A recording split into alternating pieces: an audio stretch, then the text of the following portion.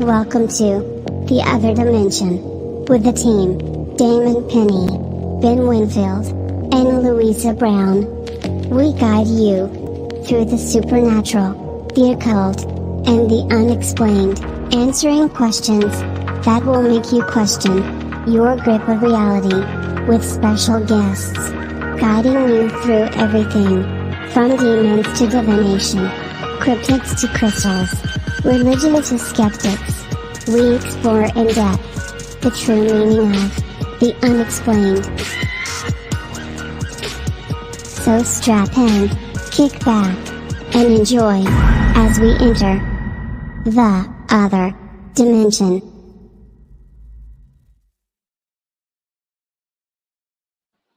Hello everybody, it's that time again, it's your Paranormal Fix, it's the other dimension. Welcome back, the Scarlet Witch on the show.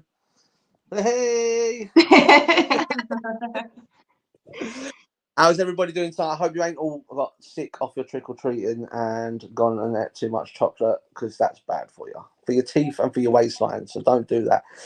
Tonight is a Samhain special, aka Halloween. I think I'm going to be a passenger a bit tonight because the girls have got this well covered between the two of them. So. You mean you've not done any research, Damon? I've done loads, but I'm going to take a back. Yeah, of course. That's it. Cheers, Lou. You just call me out in front of everyone. Thanks. Yeah. Well, you pretty much admitted it, didn't you? Yeah. I think the first point was it's Samhain, not Samhain. Yeah. I'm from Essex. We say it different, all right. Oh dear. Big shouts out to everyone in the chat room. Out to Jack. Out to Natasha. Out to Wondering Willow. Out to Steve. Guys, don't forget our new t-shirts are out. Our hoodies are all out, and the link is on our page. Thanks to Pentagraphics for that one. Please go and check them out, guys. They're selling fast, and make sure you get them because they are awesome. I know I'm not wearing one tonight because I've totally forgot to bring one with me, so not my bad. My bad. So, Never mind. it is what it is. But yeah, let's talk about Halloween. Now, everyone knows Halloween's all to do with going to beg for candy. We all know that. But there are other traditions involved, isn't there, Lou? Yeah, I mean, well, I can read a bit of an overview first of all. Go for it. Like. One sec. Oh, someone's got text. So, Not me. From A Pocket Guide to Superstitions of the British Isles. Mm-hmm. An extract from that. Says Halloween is probably the most misrepresented and misunderstood festival of the British traditional calendar. Yep. The widespread notion that the day, or rather the night, is pre-Christian pagan celebration of the dead is not historically correct, but is now so well entrenched as to be immovable. Certainly, the festival on the 1st November, called Samhain, was by far the most important of the 4 quarter days in the medieval Irish calendar, with gatherings and feasts, and the sense that this was the time of year when the physical and supernatural worlds were closest and magical things could happen. Right. But however strong the early evidence is in Ireland, in Wales it was the 1st of May, and New Year, which took precedence. In Scotland, there is hardly any mention of the 31st of October and the 1st of November until much later, and in Anglo-Saxon England even less. Samhain's importance has thus been extrapolated from the Irish evidence and overemphasised for the rest of the British Isles. As the historian Ronald Hutton, 1996, comments, it must be concluded, therefore, that the medieval records furnish no evidence that the 1st November was a major pan-Celtic festival and none of religious ceremonies, even where it was observed. So I think that's a bit... I'm not quite following that bit, to be fair. No. We know it does have a lot of actual traditional parts to it. I think it's because, like all books, they very much kind of take one side of things, don't they?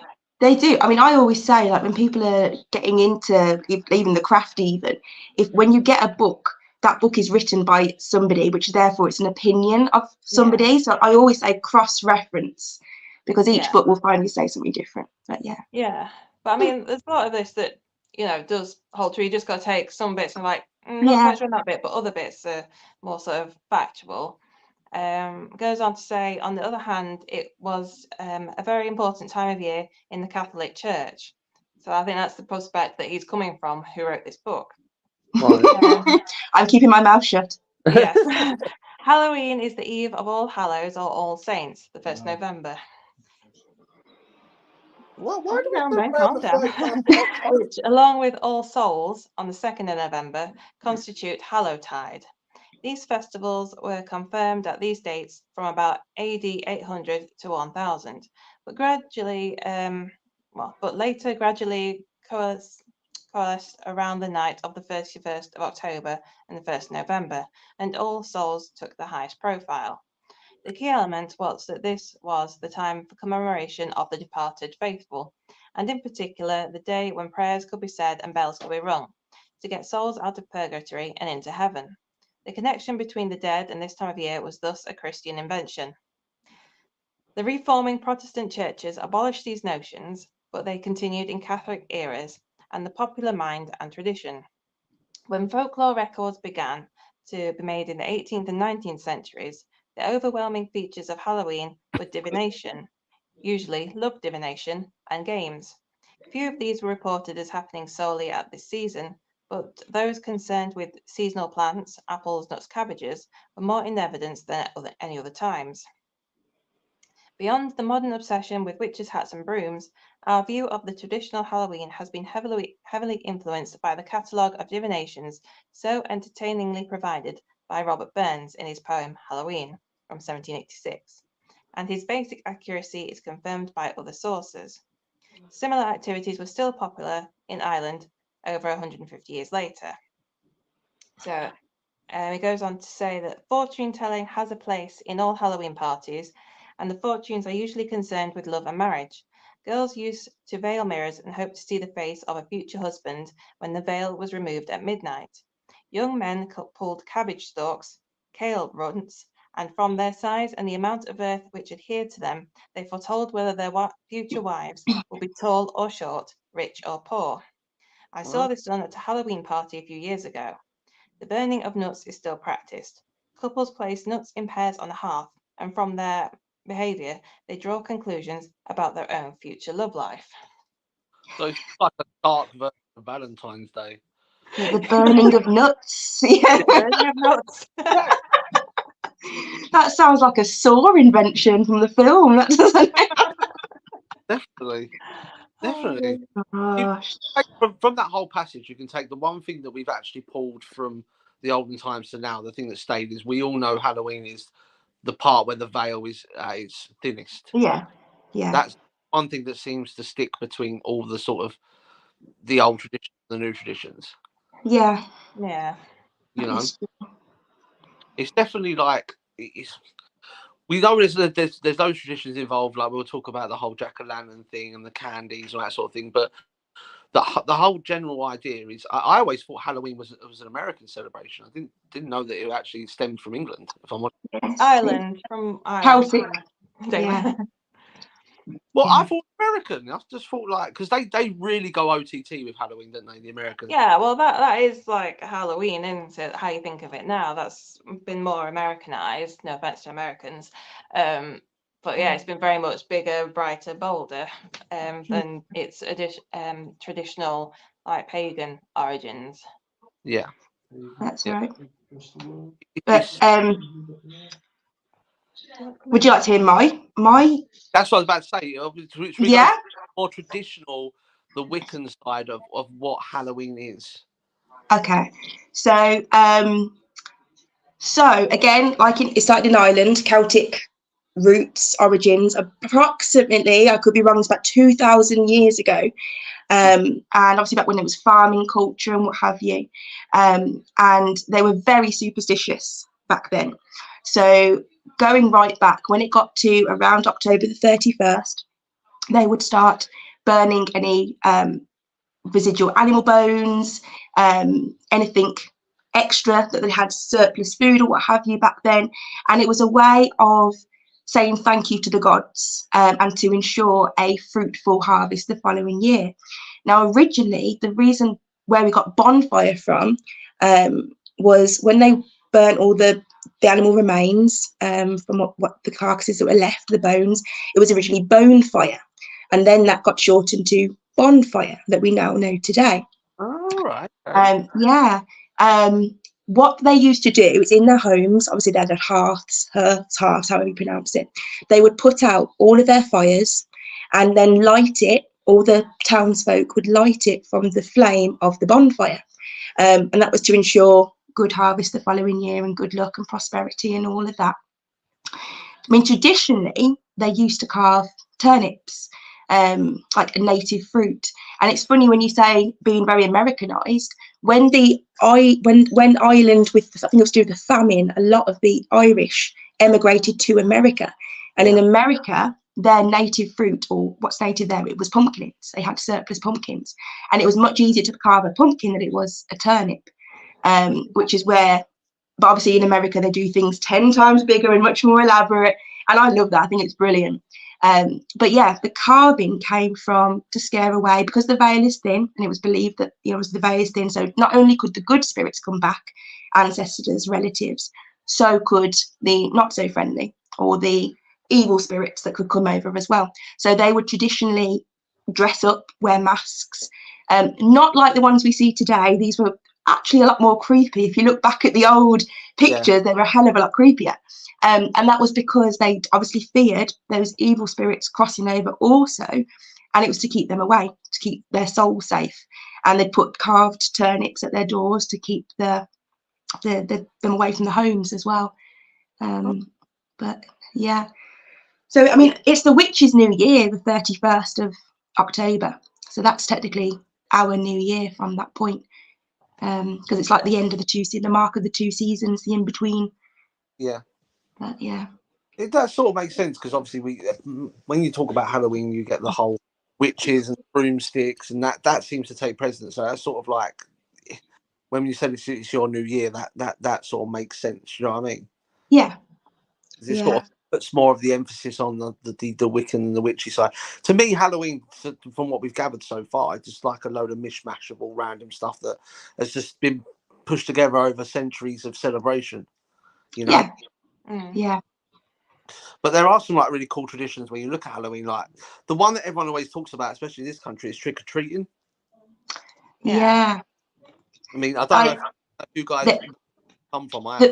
The Wiccan perspective, I'll let Blue answer like the witchcraft or the history of it, but the Wiccan perspective was when obviously the veil was thin, so good spirits, like I said, and not so good spirits could cross over.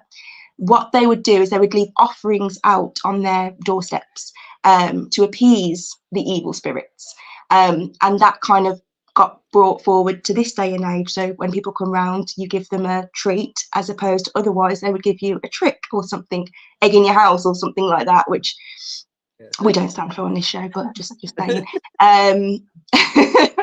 But yeah, that's kind of where the origins of that come from, is because they were leaving out offerings to appease the spirits, good and bad, to not then have bad luck for the following year. So we continue that with trick-or-treating. Yeah, it's like that's like the first point that came up, because when I was looking up like the history of trick-or-treating, it came up with like, you know, 3 points that they weren't sure which one kind of was the original one. But yeah, that was like the first one that came up, saying that, you know, people would leave out food to appease the spirits that were wandering around the night. Yeah.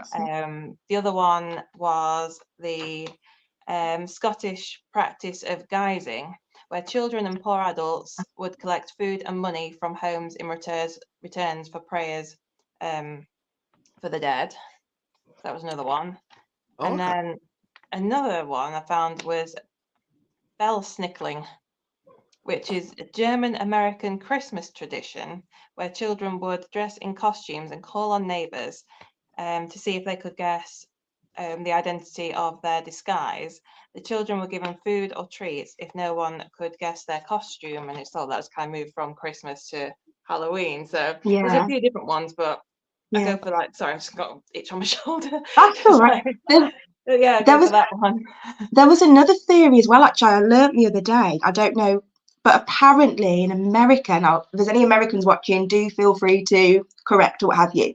But it was on a Facebook group, and there was an American lady who commented on a post saying that that apparently trick or treating started to keep the kids from causing trouble during that time. Yeah, I don't know how true that is, but that's what I read, and it was from an American lady. But obviously it goes a bit deeper than that, history-wise. But they said that apparently that's how they started over there, was because it was to keep the kids from causing mischief and trouble. So they started this tradition of going and dressing up the houses and going to the doors and knocking, trick-or-treating and all that to keep them out of trouble. I don't know how true that is, but it makes sense. It makes sense. It does make sense. We was always taught when I was out trick or treating, if they've got a pumpkin, then they're in and get sweets. If they haven't, don't knock on the door. That's what we was always taught. That's what we were taught. Although I was dressed up in a black bin bag, my mother just decided to draw stars and moons on it, and had these plastic long witches' fingers, and a twig with a couple of twigs attached to the end of it for a broomstick. I mean, we've come a long way since the 90s in costumes. We really have. Yeah. 100%. That's funny. I mean, like, and also the other one that used to get me is like when I used to go out trick or treating when I was younger, is when you used to knock on the old people's door, and they used to give you like a tin of peaches. Yeah. But that doesn't appease any spirits whatsoever, you know. I'm quite partial. I'm walking around. I can't eat you while I'm walking around. I don't carry a can opener. You know. I think these days I'd be great. I mean, I'm a bit old for trick or treating, but I'd be grateful for a voucher for Scottish Power or Eon or something. Just just a £2 voucher. If you go to 20 houses, it all adds up, doesn't it? Yeah, 100%, 100%. I'm joking. So no, I mean it's another way when we talk about traditions. Halloween is very much traditional, and we talk about how traditions sort of move on. And like you said, like there's so many different stories. Which one is true? Nobody knows. Do you know what I mean? But there are some traditions. I mean, I'm aware of obviously the pumpkins and the trick or treating, but I know within Wiccan and other celebrations there are other traditions that people carry through as well, isn't there? There are, yeah, there are. I know in Mexico they celebrate. I don't know the date that it's celebrated on, but they celebrate Dia de los Muertos. My pronunciation, Day of the Dead. Yeah. And if you've watched the film Coco, anybody, the Disney film, you would know that's obviously they believe the veil gets thin for a certain time. They put pictures of their ancestors on to remember them, and they leave fruits and food out for them so that when they come over, they, can. Yeah. But yeah, that's their tradition. There's so many different ways of celebrating it all over the world in different ways. Yeah, there are lots. I mean, if you're talking about Festival of the Dead or Day of the Dead, if you watch James Bond's Skyfall, it's at the beginning of that as well. Yeah. I mean, I watched it the other day. But don't they celebrate with the Day of the Dead in the Mexican way that they celebrate it? It's to do with like honouring your ancestors and the ancestors that passed away, isn't it? It is. But they still dress up. They'll dress up as they'll paint their faces and wear masks and stuff like that. And again, it's the same sort of crossover with traditions where it's to prevent your souls being taken because you want to blend in with the other spirits that are roaming the earth at that particular time. It's funny how the traditions will cross over, although be very different at the same time. Yeah, no, definitely. Lou, did you come across any other traditions in your research? There's a couple of things like go back to my sheet. One again that comes from like the Celtic areas like Ireland and Scotland is the Ketchi. What's that? Okay, so, I'm intrigued. Hit me with it. Right. So, believed to be a Celtic fairy creature said to resemble a large black cat with a white spot on its chest. Some folklore say it's not a fairy creature, but a witch that has transformed into a cat and could do it 9 times. Professor McGonagall. People do not trust the Ketchi. They believe it could steal a person's soul by passing over a corpse before burial. On Samhain, it is believed that the Ketchi would bless any house that left a saucer of milk out for it to drink. Sorry, I've written it in pencil, and this light's not very good for me to try and read it. The houses that didn't put out a saucer of milk would be cursed to having all their cows' udders go dry. It is said that you can summon the Ketchi to grant wishes. However, you would have to do this by burning the bodies of cats over the course of 4 days and nights. So don't do that. Oh, well, that took a You don't dark want to turn, summon didn't it. it? I know. Sorry. I feel like today I've learned a lot about creatures because I just learned about a Ketchi. And earlier, my partner and the daughter were telling me what a mogwai was. I didn't even know what a mogwai was till earlier. I feel like today is like creature day for me. I'm learning about creatures. Well, in this book that I've got here, Celtic spells. You ain't going to turn me into a frog or something, are you? No. I've got a little spell for you if you want. Oh. So it says, on the night of Samhain, take a saucer of fresh milk, like it was saying in the other part, and place it on your doorstep. Next to this, place a few sprigs of dried catnip. Now repeat this blessing 3 times. Hang on, what is it, Ketchi? Sorry, I try and remember the pronunciation, yeah. Ketchi of fairy light, bring no harm or ill this night. Accept these gifts comfortingly, blessings upon me and thee. So then, hopefully, you'll have good luck and your cow's udders won't go dry. That sounds painful. Yeah. Well, I think you can like move it into modern days, like you'll have funds so you can actually buy milk. Like you forget to do the spell like on Samhain, and then like you go to Summerfields and they're like run out and of all semi-skimmed, you only got to buy a full. Oh my god! Exactly. I'm cursed. Put the saucer of milk out for the cat. The saucer of milk and the catnip, and then you've got every roaming cat in the neighbourhood at your front door. Well, you'll get good luck. And you said the Ketchi is a black cat with a white bit on its chest. Yeah. I think I have a Ketchi, if that's the case. Really? I'm not joking. I think I have one. He's sat over there. He's a black cat with a white mark on his chest. No other white, just a white mark. Oh. No. We've got one here. He's too friendly to be a Ketchi, and he hasn't got. Yes, I was going to say he hasn't got dried udders, but he's a cat, not a cow. Your poor cat. Stop milking your cat. Oh my god. That took a dark turn, didn't it? Wow. Didn't they mention something like that on American Pie or something about milking the cat? No, that's a completely different film, Frida. No. Different film. You've been watching. No, there was a film. It was a comedy, like a teen comedy, and it was something. And then he goes. Yes, that's it. I know what you're talking about. I just can't remember what film it's from. It's an Adam Sandler film. I'm sure it is. Probably is. But anyway, moving forward. We condone no milking of cats on this show. No. I was Meet the Fockers. That was it, Dave. That's it. Yeah. I can't see the comments, so it's probably a good job, really, isn't it? Oh dear, I'm not buying a cow. I've decided. I'm not buying a cow. You're not buying a cow. I love a cow. In all seriousness, though, genuinely, I would love a cow. They are like big dogs. Yeah, little one wants one of them mini Highland cows.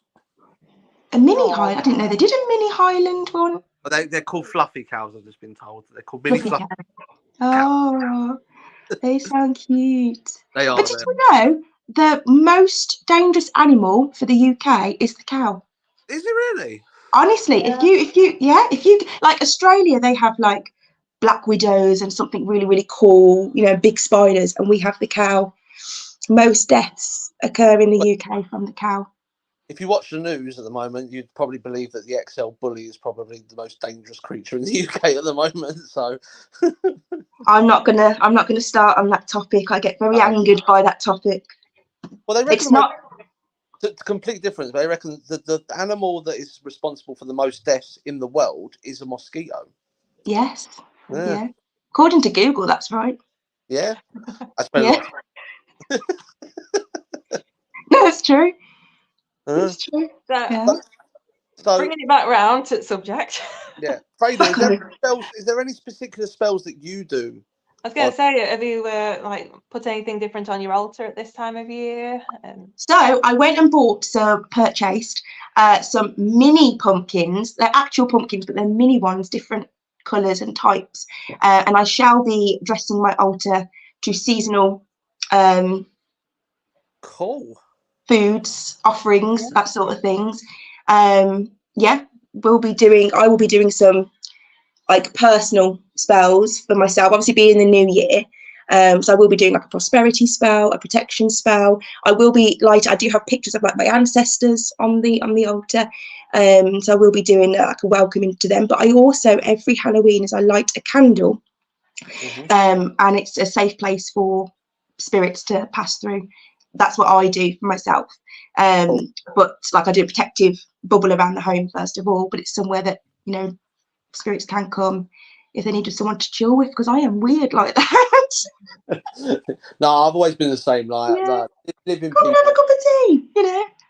You demonic entity over there. Come on.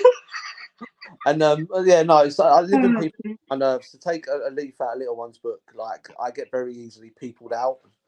So I'm like, I'm happy to spend time with the dead. But before we go forward, big shouts out to Siobhan. I think that's how you pronounce that. She said, I'm here for the first time. Welcome along. Shouts out to Annette. Welcome. And Wandering Rillo reckons that you dance with your broomsticks as well, Freda. Yes, I also do that. However, after many violations from the council and neighbourhood watch and being caught on many ring doorbells, I'm now no longer allowed to do it sky-clad. It has to be fully clothed now, unfortunately. So a few letters that you got from the misuse of Muggle artifacts place as well. Yes, Hogwarts expelled me many years ago. Decent exposure. Oh dear. I'm right in the middle, like of listening to all the Harry Potter books again, and I'm like really well into it at the moment. And I'm just really disappointed because I went online and checked out my house, and it turns out I'm a Slytherin. But yeah. But are you disappointed in that fact though, Damon? Yeah, 100%. Really? Yeah, because people say I look like Draco Malfoy because I've got blonde hair and it's slicked back, so I didn't really want to be a Slytherin at all. Oh dear. Right. So anything else? Quickly from Siobhan. Yeah, all right. Question: what are your names? Because obviously you guys haven't got your actual names. I'm not Lou and Ben. I'm just Lou. You haven't developed like split personality. Okay. 1 second. I'll grow my beard. Yeah. How you doing? No, my real name is Damon, and Scarlet Witch is Freda. I feel weird when I put my real name out. So weird. I'm like, I feel like I'm at an AA meeting. You know what I mean? Like, my name's Damon, and I'm obsessed with the paranormal. Oh dear.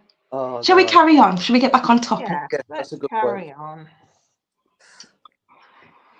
And what's Sarah say? Sarah says my neighbours dare not complain about my nakedness. Why do our shows always take that sort of turn? Oh dear. So with All Hallows Eve, obviously it being the time when the veil is thinner, does that mean? Because I get this question all the time, and I want to get the Wiccan perspective as well as what Lou thinks as well, because my answer is always the same. But with the veil being so thin, does that mean that paranormal activity increases over All Hallows Eve? It can do. It can do. I think it's more. A lot of people feel a lot of a closer connection to their ancestors, even those who don't follow the craft or Wicca or magic or witchcraft or anything like that. It's a time that you can feel closer to them. And because the veil is thinner, I think it's much easier for them to give you signs that they are present or they are with you or what have you. I know when you do spell work on Samhain or Halloween, they are generally a lot more powerful as well because the veil is thinner. So if you're asking, when I do my spell work, I ask for my ancestors and my spirit guides and my spirit team to help amplify the spells, for them to help with their input, help amplify the spells being put out to the universe. And generally I find they're a little bit more powerful around that time of year. Whether that is to do with the fact that the veil is thinner and it's easier for them to come through and help, I don't know. But that's my perspective anyway. What Over do you to think? Lou. What do you think? Do you think that there's more paranormal activity around? Because what you'll find as well, just to put it out there for everyone that's listening, you'll find a lot more teams will put events on at Halloween with this, and it sort of entices the fact, oh, it's All Hallows Eve. There's going to be more sort of paranormal activity. Like, I mean, you've been on loads, Lou, where you've been on loads of investigations on Halloween. Do you believe that you get more activity? I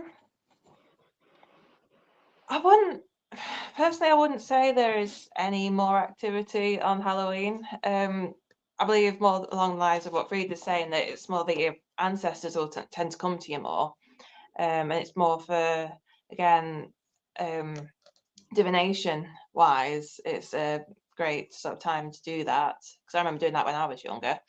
And it is for like looking to the future. But I think it's just a bit gimmicky, to be fair. I'll say that. For like the actual events company, because everyone likes to get dressed up. I mean, I did like the same when I was up in York. I went on a ghost walk at Halloween, dressed up as a witch to make it more spooky, and it's supposed to be all more spooky. I think it's a lot more like in your head kind of thing. Yeah.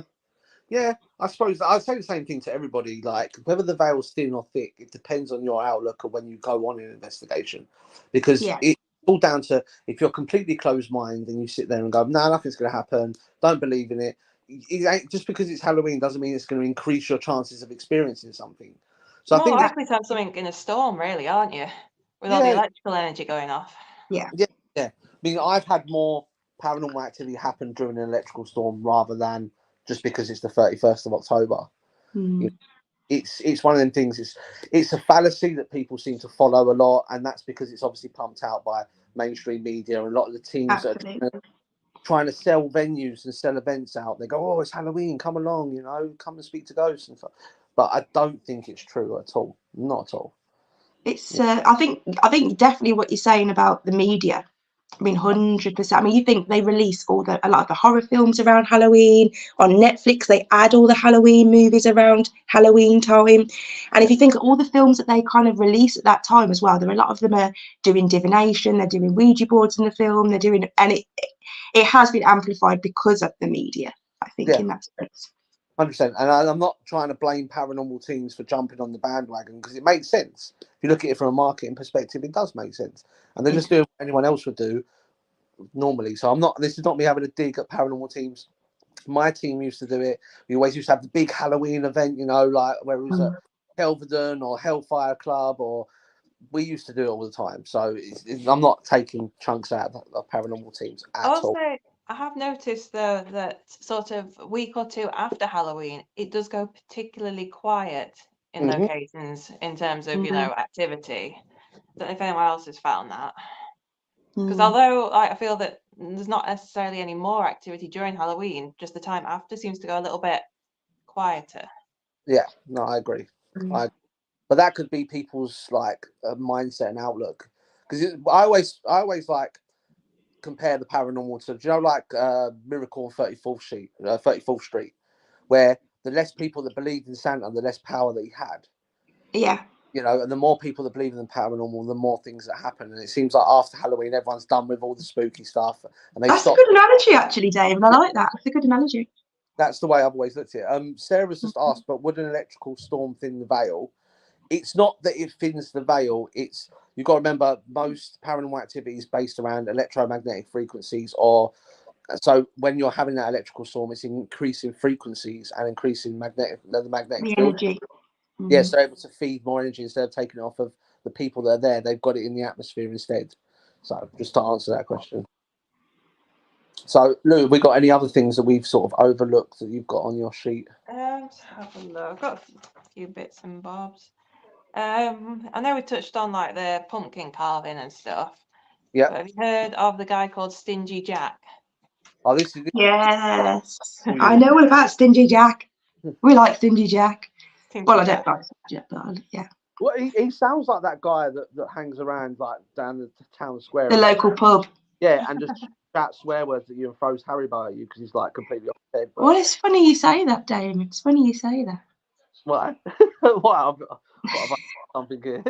Because the story kind of starts in a bit of a pub, the legend of it.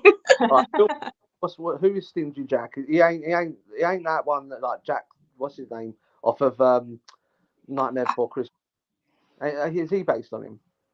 They got the name from him actually, from Jack O'Lantern. That's why he's a pumpkin head. Yeah. Right. Okay. So how does the story start then? We're in a pub. Right. So it starts in a pub in Ireland. Oh, Ireland. Yeah. So carving pumpkins basically started in Ireland. It's based on the legend of a man named Stingy Jack, who repeatedly trapped the devil and only let him go on the condition that Jack would never go to hell. When Jack died, heaven didn't want his soul, so he was forced to wander the earth as a ghost. The devil gave Jack a burning lump of coal in a carved out turnip to light his way. Locals eventually began carving scary faces into turnips to frighten away evil spirits. And obviously it goes on and on, you get the jack-o'-lantern then. Ah, so he traps the... Yeah. But there, I could tell you like the longer version if you would like the longer version. Yeah, you can do. I just wrote down the quick version. Okay. Yeah, go for it. So, pub in Ireland. There's a man called, he's known as Stingy Jack by the locals because he's stingy, tight with everything. And he invites the devil to have a drink with him. However, he doesn't want to pay for his drink, so he persuades the devil to turn into a coin to pay for his drink. He then doesn't pay for the drink at all. He keeps the coin and puts it in his pocket alongside a crucifix. This is where the legend bit comes from, okay? Because the crucifix is in his pocket, the silver crucifix is in his pocket, it's the coin the devil can't change back. Then, about a year later, he says to the devil in his pocket, he says, I will let you be free, I will let you return back, but you are not to bother me for a whole year. So he does, whole year comes by, and he calls upon the devil again, and he's by a tree, and he gets to there's like an apple in the tree, and he persuades the devil to climb up said tree so he can have the apple. But Stingy Jack carves a cross in the tree, so he can't get down. However, when Stingy Jack, a year later, he says, I'll let you down, but you are to not bother me again for another year. But he dies in that year. And like Lou said, heaven wouldn't have him because God wouldn't want somebody so stingy and horrible, and hell wouldn't have him because the devil had been tricked so many times by him. So he is seen or known to be wandering the earthly planes as a spirit with just a burning bit of coal and a carved out turnip, and then that's where the story of Stingy Jack comes from. But it's a fascinating little story. It's probably an even longer version, but that's me and Stingy Jack have a lot in common, minus the. No, we don't actually have a lot in common at all. I was going to say, you class yourself as stingy. Rather strange person to have something in common with, but are you repeatedly trapping the devil? No. Why I even had to think of that for a second? I mean, I don't even believe in the devil. That goes out the whole concept altogether. I'm waffling. Please continue. No, it's a cool story. You can see where the legends come from. Yeah, it's a really cool story. Firstly, my question to that is, I've got a feeling that the devil was blonde because he got tricked so many times. That's a start. Because I'm blonde. No one start on the chat with me because I'm blonde as well. And that is, obviously we know that it turned from a turnip to a pumpkin and all that sort of thing. But the thing that I don't understand is with Halloween is the dressing up part. I don't understand where that's come from. I don't know if it's just people having a laugh but no. I don't understand it. I don't get why people dress up. I think you touched on it earlier, didn't you, Frida, when you're saying that people dressed up to sort of, because obviously you've got all the evil spirits wandering around and stuff, and you want to kind of blend in so you don't get then pick on you or something like that. Okay, that sort of makes sense. So with it being the witches' New Year, do you lot on the 31st of October get like really, really drunk and then sing Old Lang Syne and like. Look, nobody, I don't care who everybody else, nobody knows the lyrics to Old Lang Syne.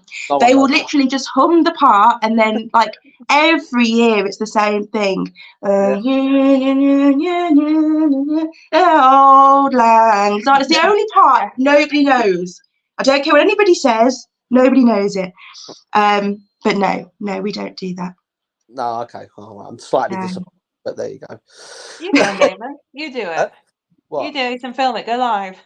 No, I'm going to stingy jacket this year. When they're all singing, I'm going to sit in the corner, try and track the I'm not a singing guy. God graced me with this beautiful face, so I don't have to sing. That's the way I look at it anyway. So it is what it is. Right, so what have we not gone over, Lou? Have we got anything else? I was just going to say, we've got a comment just quickly in the chat from new viewer Siobhan. Have you ever heard of Annabelle the doll? No, never heard of it. Don't know what you're talking about. Damon. Annabelle was a rag doll. Raggedy Ann doll. They discontinued making them in I think it was 1937 or something like that. And supposedly the evil demon spirit was trapped inside, and it was drawing stuff from crayons on the wall and that sort of thing. And it's now in Ed and Lorraine Warren's music and a glass that's blessed and all that sort of thing. Yeah, well, I've heard of Annabelle, but do I believe the story? Not really. Have you seen, it's on the same topic, similar topic with the Warrens. Have you seen the new show on Netflix, documentary called The Devil on Trial? No, I haven't. Completely changed my perspective of Ed and Lorraine Warren. I've got to say, really did. I'm not going to lie, I did find them fascinating. However, when I watched that, no. There was on Netflix. I know we're going to pretty off topic, but on Netflix there's that 48. What's it? 38 days haunted. 28 Days Haunted. And I was like a massive Ed and Lorraine fan. I have all their books. I've read all their stuff until I actually watched that program where they were saying about the 28 days cycle, and it just didn't make any sense to me whatsoever. Like the whole, and then I started to come off that, and I watched a few more people that have I wouldn't say badmouth them. What they did for the paranormal was amazing. They literally brought it to light. They brought it to the perspective and brought it to normal people, because we're not normal. Everyone knows that. But but I mean, some of their theories don't make sense. But I definitely got to watch that Netflix documentary now, 100%. Yeah. I mean, I'm not denying or putting them down in any way. Ben's come in. I think he likes this topic. But if you haven't watched The Devil on Trial on Netflix, it's a documentary, and do you remember? I don't know if you've seen the Conjuring films. The last Conjuring film was about the boy that got possessed, and then the stepbrother or the brother-in-law or something asked the demon to go into him, and then he was the only one in America that got pardoned from prison because it was a possession. It's about that, but it's their actual interview. And it's actually quite fascinating because one of the brothers of the boy who was possessed, he said how they did it, the fact that they spoke about what would happen to him under possession while he was there, and then 2 days later he started acting out exactly what they said. Exactly. I'm not denying her abilities at all, but I do think a lot of it was money making. Yeah, 100%. Personally. You'll see it with, and I'm not. This is me having a rant, and I'm just being a bitch because that's what I'm good at doing.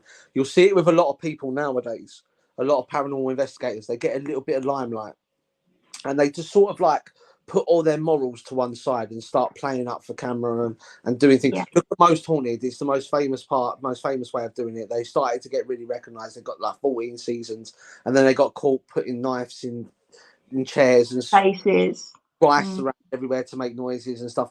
It's one of them things. It's that's what I like about the other dimension. We've never put our morals to one side. We've always stuck to our facts and what we believe, and we've never saw that. But yeah, I agree with you. I reckon it was to do they got that sort of public sort of face to them, and they had to keep that up. They had to keep that going. They couldn't walk into a house and go, "Oh, there's nothing here," because they'd be like, "I mean, you're Ed and Lorraine Warren, you pick up everything, So I think that played a big part in it as well. But definitely watch it. It's about an hour and a half long, but it is classed like a documentary, and you see clips of the actual exorcism and stuff like that and what have you that happened. And I mean, it's interesting, but for those who are pro, it does kind of alter your perspective of them a little bit. Yeah. Like I've said before, they made massive strides in the paranormal world. They brought it to the forefront. But there's a lot of theories that don't make sense. I think, like you said, when we was in the show, cross-referencing with the books, I think you have to do the same thing with paranormal and investigating and being that person. I think you have to look at how other people do it and not take that as gospel and just sort of pinch together all the things that you think that work and that you've tried that work and sort of develop your own style, really. Yeah. 100%. Ben, what have you got to say about this? Because you sort of popped on. I feel like there's something brewing. Yeah. Everyone knows the first words out of my mouth, and I will stand and argue with anyone until the cows come home. Ed and Lorraine Warren were full of 100% pure grade A bull. My opinion will never be changed. Blunt. I like it. I like it. That's good. Well done, Ben. All you have to do is every time, this is what I say in any argument or debate that ever gets going, people go, oh, they were brilliant. They claim to have come and fixed the Enfield case and solved it. Yes. They were never allowed in They the were, I was going to say, they were sent away at the door, were they not? Yes, they turned up, they spent 40 minutes sat on the curb waiting for the next taxi to go back to the airport. The reason the Warrens have never dealt with a case in Europe or anywhere else in the world is because no one bloody wants them there. As for the Warren Foundation, and this is my own personal views, so no one can use this against the show. It's literally my personal view and point. The Warren Foundation only set up in 2017 after the first film came out and became popular. Yes. So, Chris, do one. Good night, ladies and gentlemen. Yeah. Sorry, guys, it's that time of the month. Anyway. For more Ben, be sure The veil is to the thinning. Yorkshire Exorcist showing tomorrow night. Let's just plug that while we're there. Yeah, so tomorrow night Ben is on the Yorkshire Exorcist, 10 p.m. on the Reality Channel. That used to be a travel channel, didn't it? Yeah. Yeah, No. so I know my shit, bro. No, it's really well. It used to be in this country. It's Travel Channel still in America, but in this country we know it as Really. Really? Yeah, it's weird.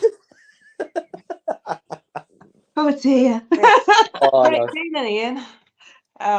Doing a special one-off. Could be possibly made into a series. We shall see. And somebody's there because they asked for his advice. Oh, okay.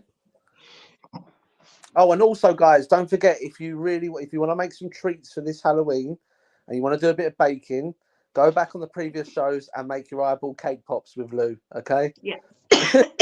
Nearly dropped them. Didn't drop them. They taste really good though. So, what's everyone got planned for Halloween then? What are we all doing?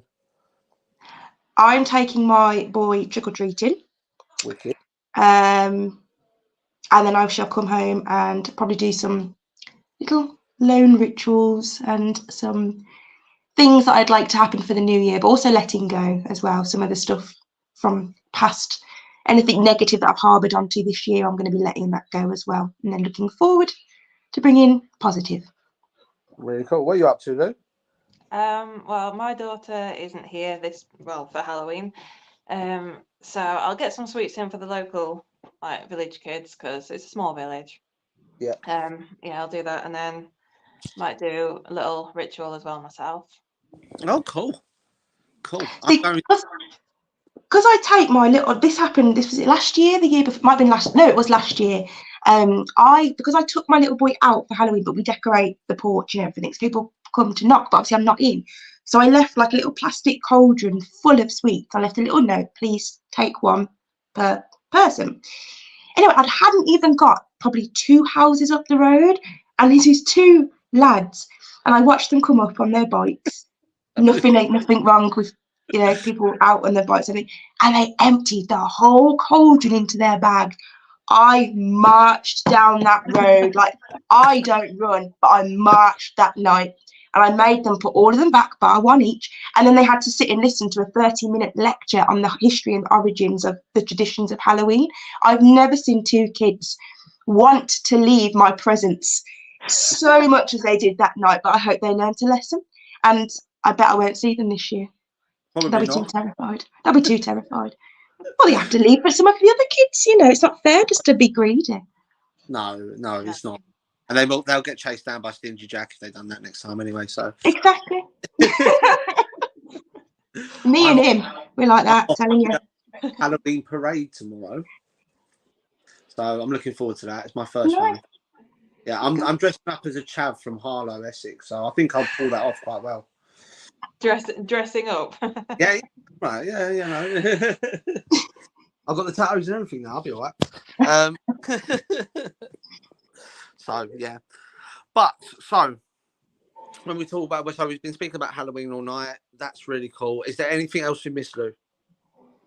Why are you asking me? Yeah, I just got books for like reference if we need stuff, you know. Okay, we need some stuff. You need some stuff.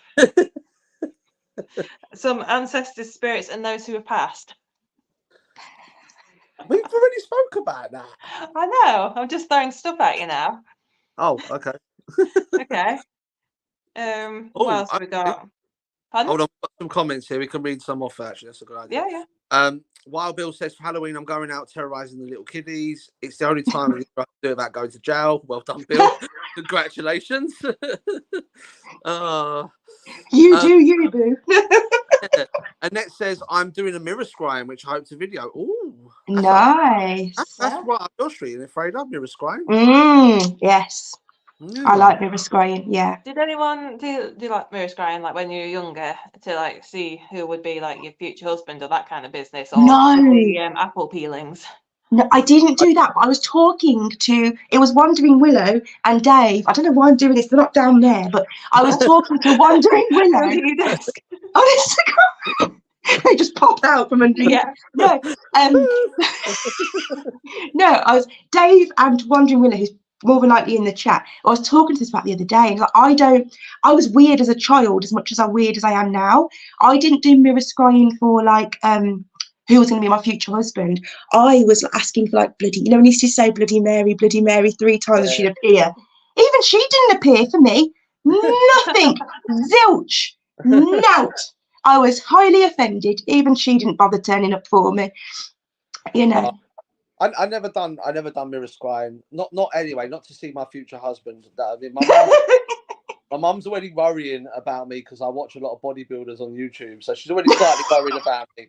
So I don't think I've done any mirror scrying to find out my future husband. But I did do Bloody Mary once, and I think I was in year 6 in primary school, and we used to do this thing called Sun Trap, where we used to go out and learn how to survive outdoors and stuff like that in the forest. And we was in this building in the middle of the forest, and we done Bloody Mary 3 times, and the toilet flushed, and all of us run out and go back in. So was she sat on the toilet at the time? Was she? Or... Yeah.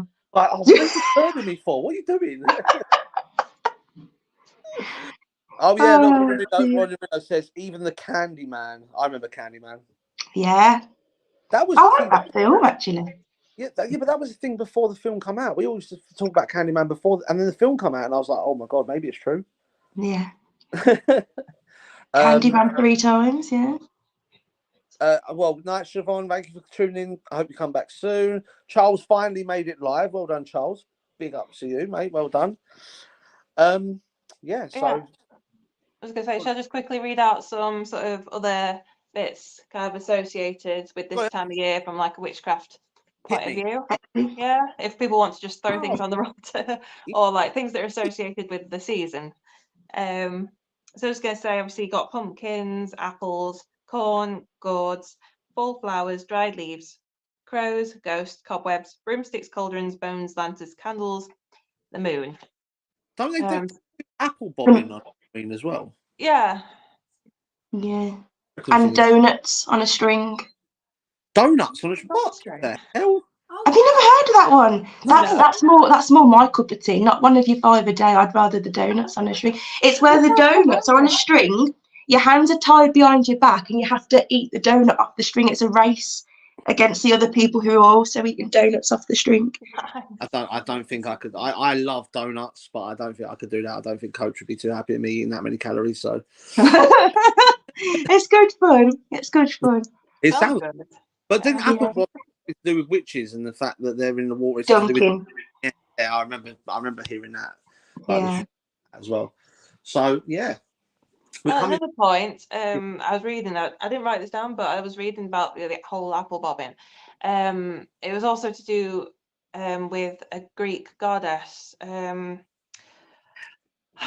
was it? Something like Pom. Persephone.